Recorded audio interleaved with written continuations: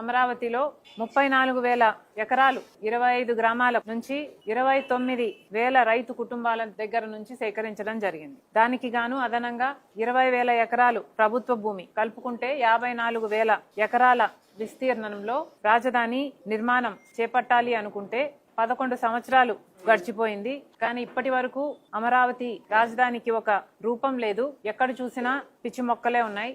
ఎక్కడ భవనాలు కనిపించడం లేదు.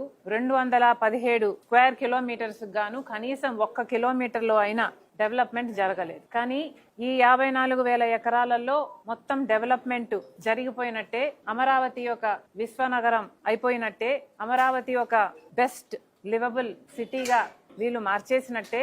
ఇప్పుడు ఇంకా డెవలప్ చేయడానికి అమరావతిలో భూములు లేనట్టే.